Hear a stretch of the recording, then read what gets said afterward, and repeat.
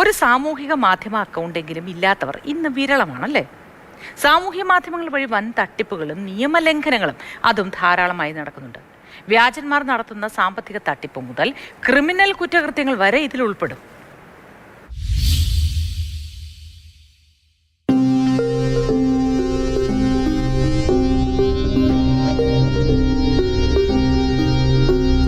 ആകാശത്തിന് കീഴിലുള്ള എന്തിനേയും കുറിച്ച് ഇന്റർനെറ്റിൽ അറിയാം.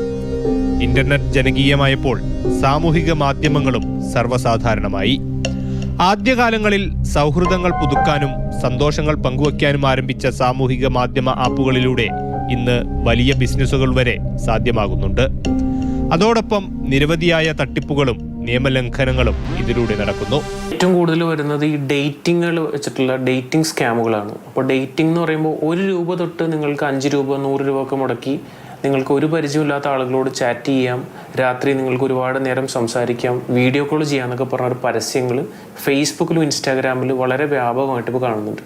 അപ്പോൾ ഇതിൽ കണ്ട് വിശ്വസിച്ച് ആ ആപ്പ് ഇൻസ്റ്റാൾ ചെയ്യുന്ന ആൾക്കാരുടെ ഏറ്റവും ആദ്യത്തെ ഒരു പ്രശ്നം, ഒരു തരത്തിലും ട്രസ്റ്റ് അല്ലാത്ത അല്ലെങ്കിൽ ഒരു സോഴ്സ് എവിടെ നിന്ന് പോലും അറിയാത്തൊരു ആപ്ലിക്കേഷൻസ് ആയിരിക്കും. ചിലപ്പോൾ പ്ലേ സ്റ്റോറിലോ iOS-ലോ ഈ പറഞ്ഞ ആപ്ലിക്കേഷൻ ഉണ്ടാവില്ല. അങ്ങനെയുള്ള ആപ്ലിക്കേഷനാണ് നമ്മൾ ഫോണിലേക്ക് ഇൻസ്റ്റാൾ ചെയ്യപ്പെടുന്നത്. ആ ഇൻസ്റ്റാൾ ചെയ്യുന്ന ആപ്ലിക്കേഷൻ നമ്മുടെ മൊബൈൽ ഫോണിൻ്റെ കൺട്രോൾ എടുക്കാവുന്ന ഒരു ലെവലിലേക്ക് പോകാനൊരു സാധ്യത വളരെ കൂടുതലാണ്. രണ്ടാമത്തത്, പലതരത്തിലുള്ള ബ്ലാക്ക് മെയിലിങ്ങിനും ഹണി ട്രാപ്പും അതുപോലെ തന്നെ പണം നമ്മളുടെ തട്ടിയെടുക്കുന്ന അടക്കമുള്ള കാര്യങ്ങൾ ഒരുപാട് ഇവിടെ റിപ്പോർട്ട് ചെയ്തിട്ടുണ്ട് ഇത്തരം ഈ പറഞ്ഞ ആപ്ലിക്കേഷനുകൾ ചെന്ന് ചാടുന്നവർ. അപ്പോൾ ആ ഒരു കാര്യം ഒന്നും മനസ്സിലാക്കാതെയാണ് ഈ പരസ്യം കണ്ട് ആപ്ലിക്കേഷൻ ഇൻസ്റ്റാൾ ചെയ്യുന്നതും ഇവരായിട്ട് ചാറ്റ് ചെയ്യുന്നതും സൗഹൃദം സ്ഥാപിക്കുന്നതും. പലപ്പോഴും ഇത്തരം ആപ്ലിക്കേഷൻ്റെ പിന്നിൽ പ്രവർത്തിക്കുന്ന ആളുകൾ ഇന്ത്യക്ക് പുറത്തുനിന്ന് ഓപ്പറേറ്റ് ചെയ്യുന്നവരാണ്. അപ്പോൾ ഈ തട്ടിപ്പിൻ്റെ വ്യാപ്തി വളരെ കൂടുതലാണ്. ഇത്തരം ഡേറ്റിംഗ് റൊമാൻസ് സ്കാമുകൾ എന്നാണ് ഇതിനെ ജനറലി നമ്മൾ പറയാറുള്ളത്. ഇവയ്ക്ക് പുറമെ നിയമലംഘനങ്ങൾക്ക് പ്രേരകമായേക്കാവുന്ന കണ്ടന്റുകളും സാമൂഹിക മാധ്യമങ്ങളിലൂടെ പങ്കുവയ്ക്കപ്പെടുന്നുണ്ട്. റീച്ച് എന്ന ലക്ഷ്യത്തിനായി എന്തും സാമൂഹിക മാധ്യമങ്ങളിൽ പങ്കുവയ്ക്കപ്പെടുമ്പോൾ അവ പകരുന്ന സന്ദേശം ആശങ്കയേറ്റുന്നതാണ്.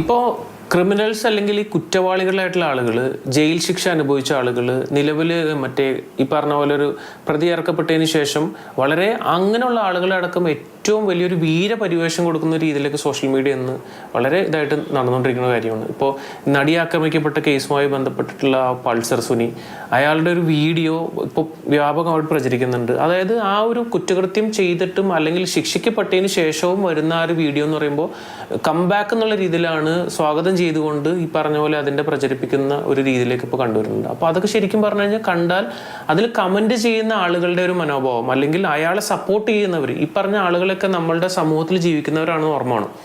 അപ്പോൾ ആ ഒരു തെറ്റായിട്ടുള്ളൊരു പ്രവണത വളരെ ഇപ്പോൾ ഒരു കൂടി വരുന്നുണ്ട്.